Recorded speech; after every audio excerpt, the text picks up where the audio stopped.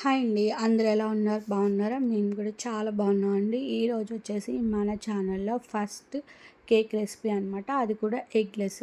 అది కూడా మన కిచెన్లో ఉండే మనం రోజు వాడే వస్తువులతోనే మనము super and tasty eggless cake అనేది స్పాంజీగా టేస్టీగా ఎలా ప్రిపేర్ చేసుకోవాలో చూద్దామండి. దీనికి ముందుగా ఒక బౌల్ తీసుకుని దాని మీద స్ట్రైనర్ పెట్టుకుని ఒక కప్పుతో నేను మైదా తీసుకుంటున్నాను అండి. ఏ కప్పుతో అయితే మనం మైదా తీసుకుంటున్నామో రిమైనింగ్ ఇంగ్రీడియంట్స్ అన్నీ కూడా అదే కప్తో మనం మెజర్ చేసుకోవాలి.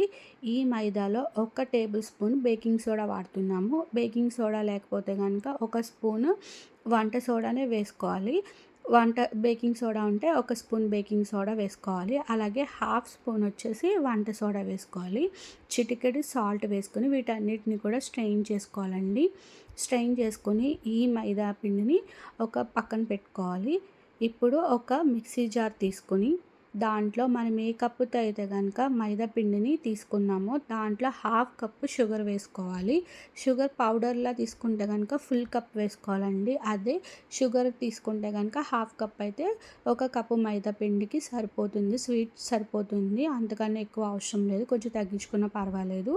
సో దాంట్లో ఒక పావు కప్పు ఆయిల్ వేసుకుంటున్నానండి. అలాగే 3/4 అయితే పెరుగు వేసుకుంటున్నాము.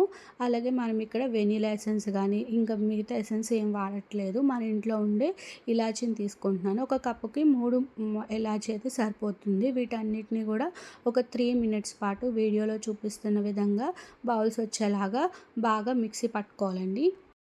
మనం ముందుగా జల్లించి పెట్టుకున్న మైదా పిండిలో ఇప్పుడు మనం మిక్సీ పట్టుకొని ఈ మిక్సర్ని అంతా కూడా వేసుకొని కట్ అండ్ ఫోల్డ్ మెథడ్లో మనము ఈ బ్యాటర్ని అయితే ఒక 3 to 5 మినిట్స్ పాటు బాగా బీట్ చేసుకోవాలండి.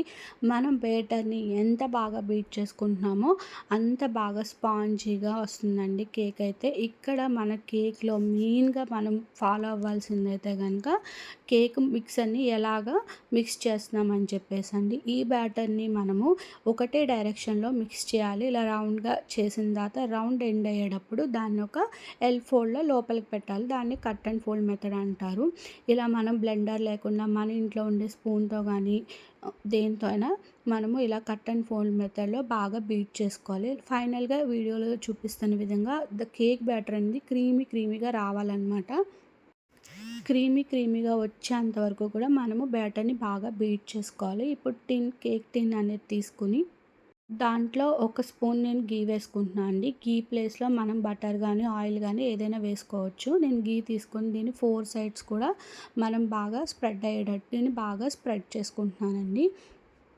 అలాగే ఇలా నేను మొత్తం 4 సైడ్స్ బాగా స్ప్రెడ్ చేసుకున్న తర్వాత మనకి కేక్ కోసం దీంట్లో డైరెక్ట్గా బ్యాటర్ వేయకుండా కొంచెం ఒక స్పూన్ మైదా వేసుకొని దాన్ని 4 సైడ్స్కి కూడా అద్దేటట్టు కేక్ టిన్ని ఇలా ట్యాప్ చేసుకొని ఏదైనా ఎక్సెస్ ఉంటే కనుక దాన్ని నేను తీసేసుకుంటున్నానండి. ఇప్పుడు కేక్ టిన్ అయితే మనకి కేక్ బ్యాటర్ వేసుకోవడానికి రెడీ అయిపోయింది.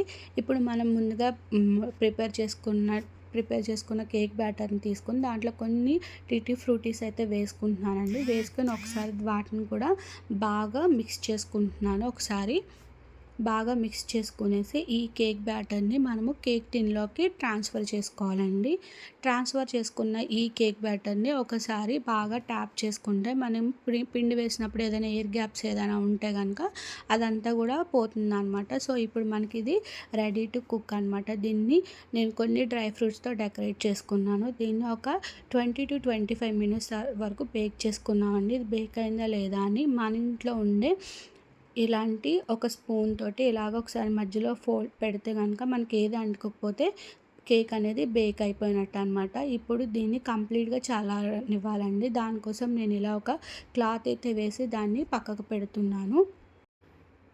ఇప్పుడు కేక్ అనేది చల్లారిన తర్వాత దాని మీద ఉన్నటువంటి క్లాత్ని తీసేసాను. దాని 4 ఎడ్జెస్ని నైఫ్తో కట్ చేసుకుని దాన్ని ఒక ప్లేట్లోకి ట్రాన్స్ఫర్ చేసుకోవాలండి.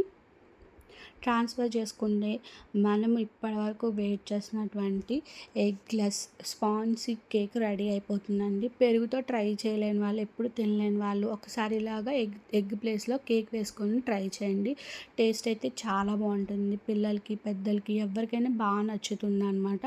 మనం షుగర్ కూడా ఎక్కువ వేయలేదు కాబట్టి అంత స్వీట్గా కూడా ఉంది. మన నార్మల్గా అందరు తినేటట్టు ఉంటుంది. చాలా బాగుంటుందండి. ఒకసారి ట్రై చేయండి. ట్రై చేసి మీకు ఎలా వచ్చిందో కమెంట్ చేయండి friends. Thank you friends. Thank you for watching. ఇంకెవరైనా సబ్స్క్రైబ్ చేసుకోకపోతే ప్లీజ్ మా ఛానల్ సబ్స్క్రైబ్ చేసుకోండి. Thank you.